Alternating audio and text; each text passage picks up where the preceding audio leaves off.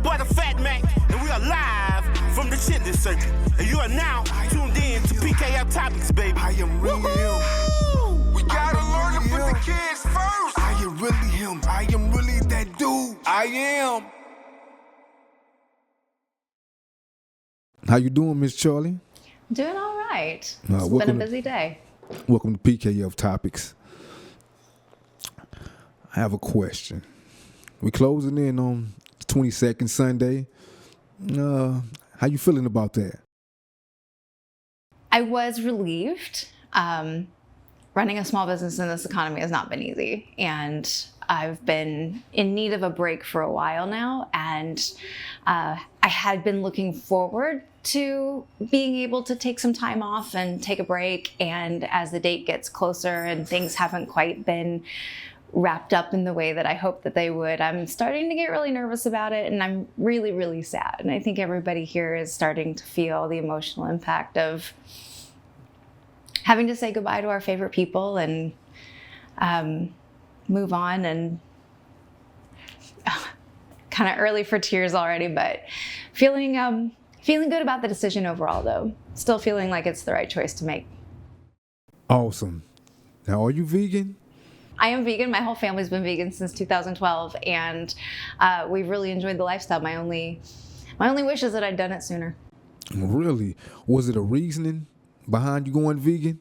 Yes. It originally started as a health decision. I was having some health problems that I was trying to battle with, and I found a friend that had conquered some of the similar issues that I was dealing with, and I had asked him what he had done to kind of improve his health, and he said that he'd gone to a strictly plant-based lifestyle, and he gave me some resources, and he was like, check this out, watch these things, check out this documentary, look at this video. So I did, and the information that I took in just changed my perspective on things drastically. And I thought that I had been really well versed onto how animal agriculture worked and how our food production worked, and I was shocked at how little I actually did know about it. And when I learned more details of it, I completely opted out, and I've never been able to go back since. So yeah, it started as a health thing, and then it turned into an ethical thing, and now I think it's both. Awesome. When did the Happy Bakery Vegan Cafe journey begin? I started the bakery in 2010 when I was living in Colorado. I was making cakes for friends. I was stationed on an Air Force base there. My husband at the time was military. And we moved back here to O'Fallon, and I started an Etsy shop where I was doing cake pops and things like that I would ship throughout the country, and outgrew my space really quickly. So I moved into a small studio space where I was able to work, and I outgrew that even quicker. And then we moved in here, and it was right before we moved to this building that my family had transitioned to a plant-based lifestyle, and I couldn't justify continuing on my business in a way that didn't align with my ethics. So the bakery transitioned to a plant-based situation as well. And a lot of trial and error went into it, but we managed to perfect our recipes, and it's been a really amazing addition to the community because there's nothing like it around. I think we're the only one in the entire Metro East. So it's just kind of been a gradual snowball effect. There wasn't one big aha moment where it all came together. It was just all a gradual evolution. Awesome. Did you have any special training on how to design customized cakes? I grew up with my mother who did wedding cakes when I was a kid, and I watched her. And it's a lot of trial and error and YouTube education and practice. No, I've taken classes, but I don't have any formal culinary training. Really, man, you make some awesome designs. Thank oh my you. God. Awesome. So to me, you have two different award-winning versions of your cake recipes. I gotta say it. The moist version and the more fluffy version. Which is your favorite? I'm not a cake person. Weirdly enough, cake would never be my first dessert to go to. I love cookies. So if I'm gonna eat a cake, I like a really moist, velvety cake. I don't like red velvet though, so give me chocolate all day, every day. But I love a cookie. I love cookies and I like pie. Cake is never never my dessert of choice. Awesome. What does the Hate Has No Home Here project mean at the Happy Bakery? Oh, that's a wonderful project. I actually don't have a lot of details about the originators of it, but it was a campaign that was produced several years ago to help small businesses advertise that they were a tolerant environment and that they would not allow bigotry, homophobia, or any kind of hateful attitude towards others exist within their walls. This was kind of along the same time that people were getting turned down from bakeries for their lifestyle choices, their orientations, things like that were really big in the media. So the Hate Has No Home Here project is an inclusive movement designed to help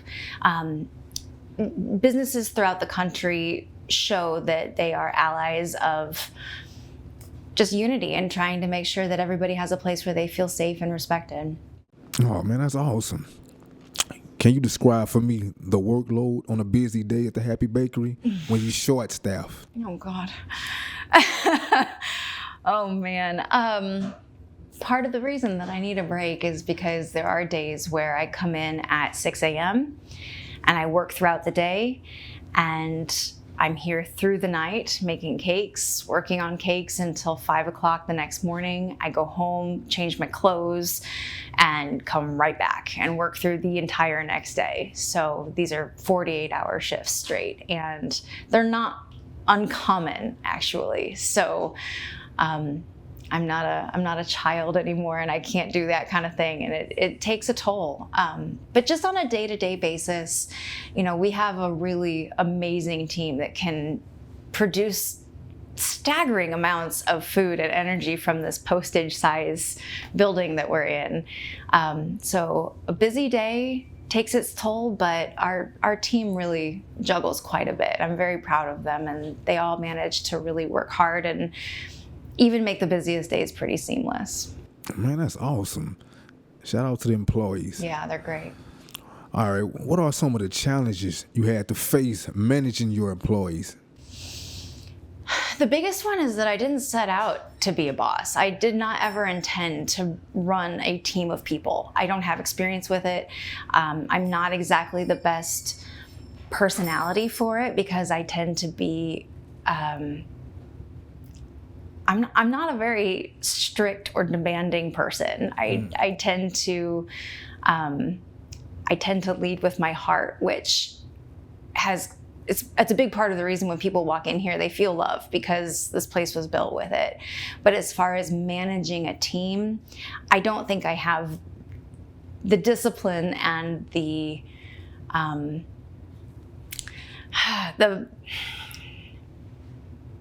steel, I think, to do it. I'm too soft for it, and it takes an emotional toll on me, particularly when there's things that need to be done that, these people are my friends, they're my family, and I don't ever want to be anything but nice to them, and they never deserve anything other than that. So unfortunately, we have had instances in the past where people haven't worked out, and it hurts my heart to have to be anything other than kind. And a boss can't run like that. So it's been a challenge for me with that. And it's a big part of the reason that mentally this job is very fatiguing for me, because I just want us all to kumbaya and be friends, and we are, and it's been great. But leading a team was never my goal setting out to this. Awesome. We had a conversation about filing your business taxes. You told me that you are comfortable filing your estate taxes yourself, but you hired an accountant for your federal. So why was that? I don't have any formal training in business management. I did not go to school for it. I never even really took a class in it. So this has all been a lot of trial and error and a lot of learning as I go and course correcting as things kind of detour off path. It actually took me years before I realized I was doing my taxes completely wrong, and I'm Surprise, I haven't been audited yet. But I figured it out, and we've learned and grown. But I am afraid of the IRS. They are scary people, and they have no mercy. So when it comes to the big stuff, when it comes to making sure that I'm not going to end up in jail, I'm going to leave that to the professionals. But, the month-to-month thing, I've been able to figure that out as I go. Awesome. Do you have any advice for young entrepreneurs thinking about starting up a vegan cafe or any cafe? It's a really hard question because I think the world needs more of that. I think the world needs more accessibility to quality plant-based food, and we've had so much amazing reception with people here who are like, "Oh my God, it's vegan! It's delicious! I had no idea." And that's a really common misperception that I love being able to change. So while we do need more accessibility to this, it's hard for me to recommend that anybody get into this field because it drains you. Food service industry will wreck your body, and it will take every moment of every day of your entire life if you put your heart into it the way that we have. And I think of these young people coming out, and they're eager and they're hungry and they want to start their own businesses, and so many of them just get ground under it because it can be a machine. And if you're going to go out and do it, if you're going to go out and start your own business, you just have to give it every single ounce of grit that you have, because it's not for the faint of heart, and it is not for the lazy, and it is not for the people who are only going to go at it with half their ambition. You have to give it everything and be prepared for it to take everything you give it. Awesome. So how did COVID-19 affect business here at the Happy Bakery?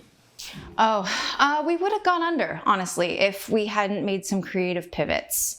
At the time, we were only doing one savory or hot food special a day. It was kind of our daily special that we would have. We didn't have a team to run a kitchen. We didn't even really have a formal established restaurant kitchen at that point. We were still just a bakery, and we would have, a soup or a special or something. And we realized when COVID hit that people don't order baked goods online. That's just not something that people do. They want to come in and see a whole thing. And when that's not a possibility, you have to figure out a way to sell your product in a way that makes people want what you're selling. And so we added a lot of interesting things to the menu and decided to go with more of a savory format. And that's where we brought in our restaurant menu, our burgers and our sandwiches and soups and things like that, because, as you probably remember, it was hard to find anything to eat during COVID. Everything was either closed or drive-through only, and it was limited. So adding the savory menu to our format allowed people another option, and it really got us through the pandemic. I also had the very good fortune to have some very generous people on my team. The lady I was renting from at the time gave me a month's rent for free, and we've consistently just had the best customers, and they've really helped us stay afloat during some hard times where other businesses have closed, and we've made it through, and I'm very proud of that, but also just very grateful for the community for keeping us here. Awesome. What is your most favorite and least favorite part of your job? I love what I do. I love what I do. I love my job. I love being here every day. There's really very few days that I wake up and think, oh, I don't want to go in. I love what I do. I love being here. I think just the general environment of it, being in a place that I enjoy with people I enjoy, doing what I enjoy for people I enjoy. I love it all. I love every bit of the community I get to surround myself with every day. The people are what make it. My team is amazing. Our customers are amazing. There's a lot of laughter about food service industry having to deal with difficult people, and we've never experienced that. I mean, there's the odd here and there, but people generally have been really, really kind to us. So coming in and having to surround yourself with wonderful people all day is certainly pretty awesome.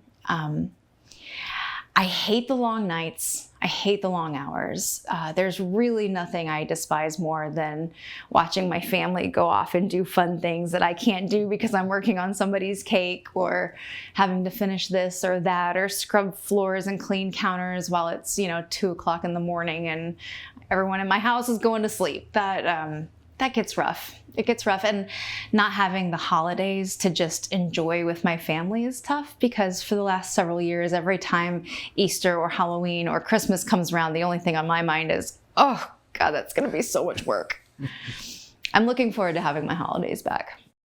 That's awesome. So can you tell me a little bit about the ghost in the basement? We're not going to talk about that today.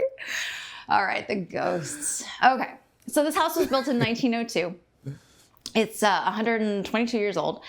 A lot of it is still very original. The floors are original. The windows are original. So, Awesome. Yeah, this building has got a lot of character and a lot of history. And we've had people come in and talk about times they've lived here, different businesses that have worked out of here. So it's changed hands pretty often.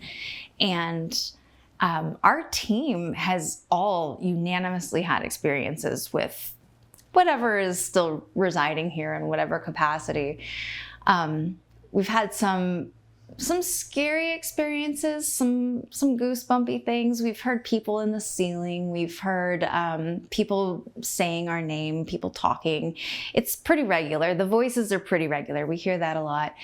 There was one situation that scared me pretty badly, and it was a day I had come in and I'd closed the night before. I was the last one out, and I was also the first one back in the next morning. And when I walked in, there was a fire extinguisher sitting in the middle of the kitchen floor, which not only had I not put there, but I didn't know we had a fire extinguisher. So the fact that there was now a fire extinguisher sitting in the middle of the kitchen floor was like, okay, that's very strange.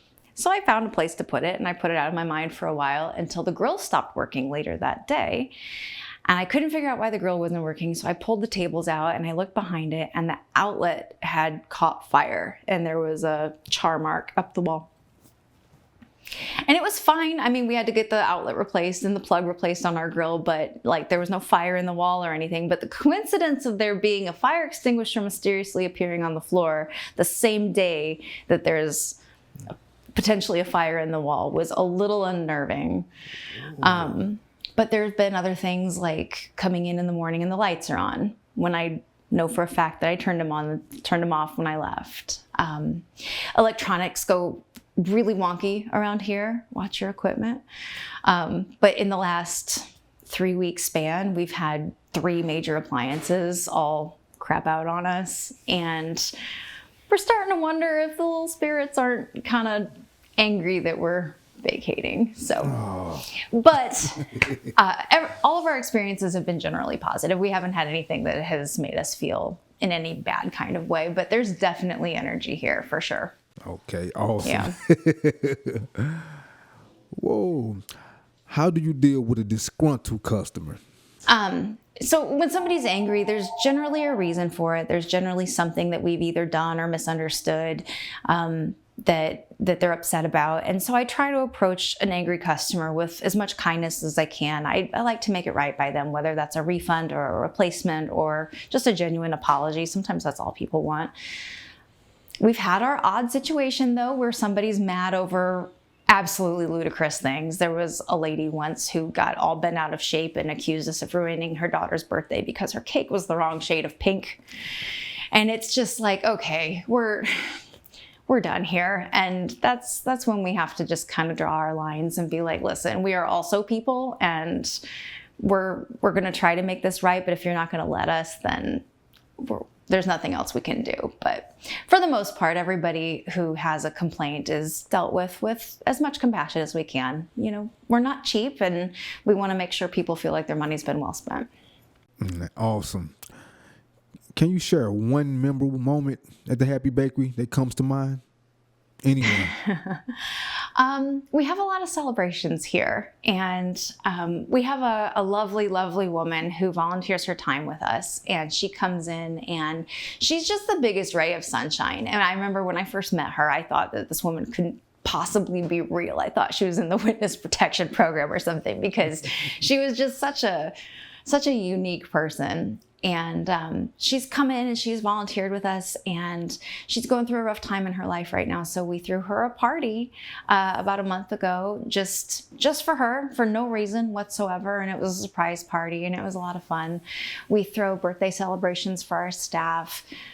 We generally have holiday parties and things like that. And I look back really fondly on all the times we've come together to just celebrate each other. And I'll miss that. Awesome. So what do you think you will miss the most about managing the Happy Bakery? I think just the sense of community. There's people like yourself that we see every day, and there's people we miss when we don't see them and start to worry about. And, we always kind of wonder, is it unprofessional to call and check and make sure they're okay?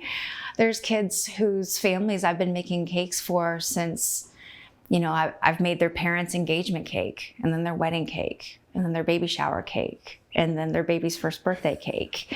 And these are families I've essentially celebrated with for years and years and years.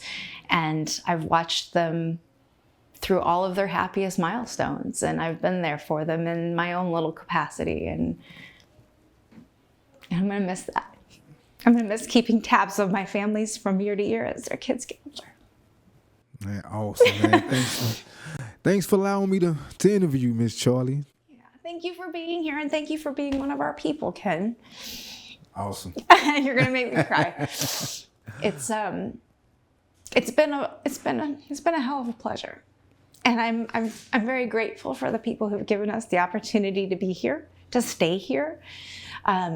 The economy is not kind to small business right now, and there's a lot of people collapsing. There's big businesses collapsing, and to have been here as long as we have been, and to have the very enthusiastic following that we do, it's not just us, but it's you too. It's the synergy that we bring to the community, and that the community gives back to us. And we couldn't do that if we didn't have the pleasure of serving such wonderful people. Thank you. It's been lovely.